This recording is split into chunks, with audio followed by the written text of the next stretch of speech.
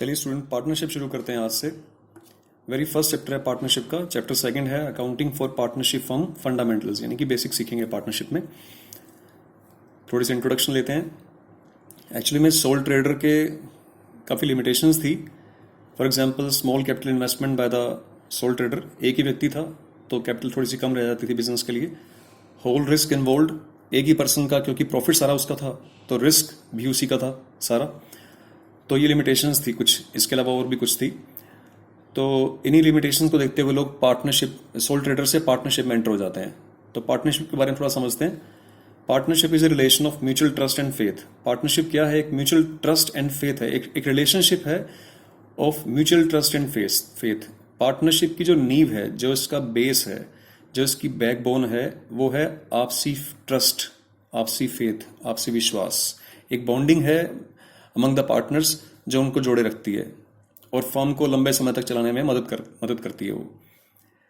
तो in order to maintain this trust and faith, और इस ट्रस्ट और फेथ को मेंटेन रखने के लिए it is very necessary that the partnership account be maintain in an honest and accurate manner. ये बहुत जरूरी है इस ट्रस्ट और फेथ को मेंटेन रखने के लिए कि जितने भी पार्टनर्स हैं वो पार्टनरशिप के अकाउंट्स को बहुत ही ऑनेस्टली और बहुत ही एक्यूरेटली मेंटेन करें, जिससे कि आपसी उनका विश्वास बना रहे और partnership firm will go on for a long time. आइए डेफिनेशन की बात करते हैं। According to section 4 of Indian partnership act 1932, एक डेफिनेशन है पार्टनरशिप की। According to the partnership act 1932 section 4। आराम से समझिए इस डेफिनेशन को। इस डेफिनेशन को समझ आने से आपको फीचर्स बहुत इजीली समझ आ जाएंगे। देखिए, हम बड़े ही आराम से समझते हैं डेफिनेशन को। इसको मैंने कुछ फैक्टर्स में डिवाइड कर रखा है जिससे कि आपको इजीली समझ आ जाए। Partnership is the relation between persons.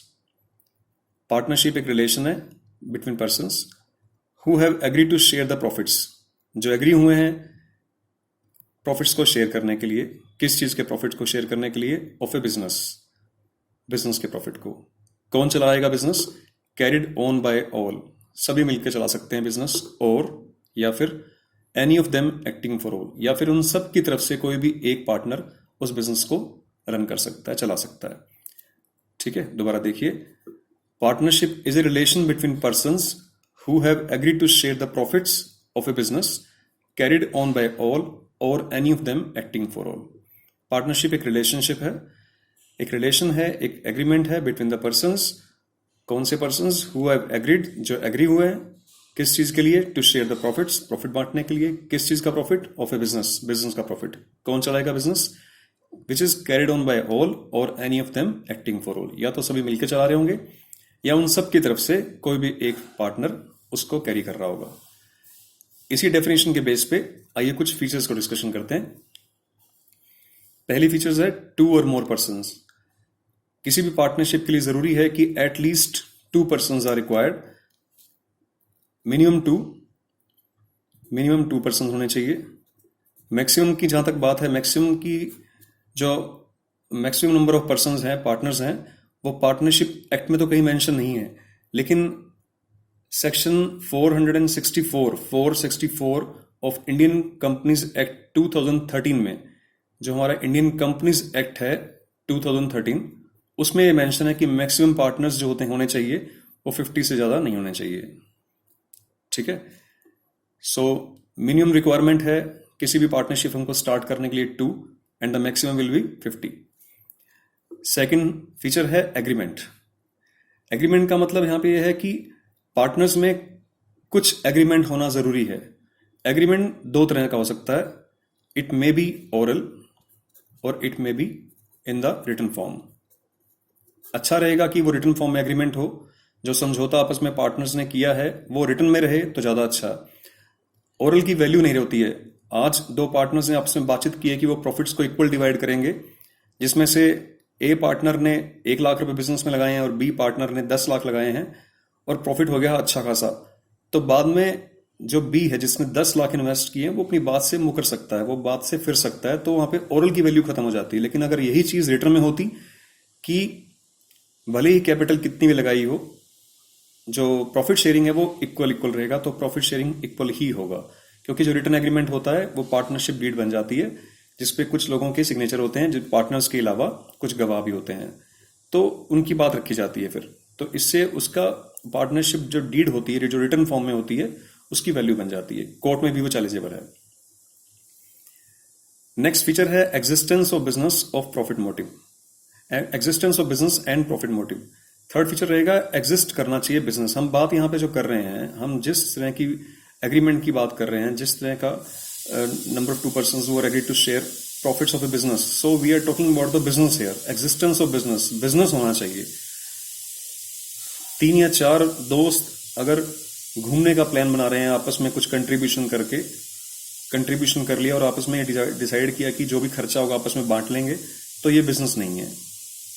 Business होना चाहिए, और बिजनेस के लिए एक और भी चीज स्पेशली कही जाती है कि that must be A legal business, not the illegal business. किसी बैंक डकैती करने की बात यहाँ पे नहीं चल रही है कि 2 दोस्तों ने मिलकर बैंक डकैती, या 4 लोगों ने बैंक लूटने का प्लान बनाया, उसके लिए इन्वेस्टमेंट्स घर से ले आए, वो कुछ एक बाइक ले ली, धूम वाली बाइक ले ली उन्होंने, या कुछ पिस्टल वगैरह ले लिए। तो ऐसी चीजें यहाँ पे नहीं चल रही हैं कि जो बैंक से हम लूटेंगे आपस में अब इक्वल डिवाइड कर लेंगे। हम यहाँ पे ये बात नहीं कर रहे। हम we are talking here about the legal business, existence of business, existence of a legal business and with the profit motive.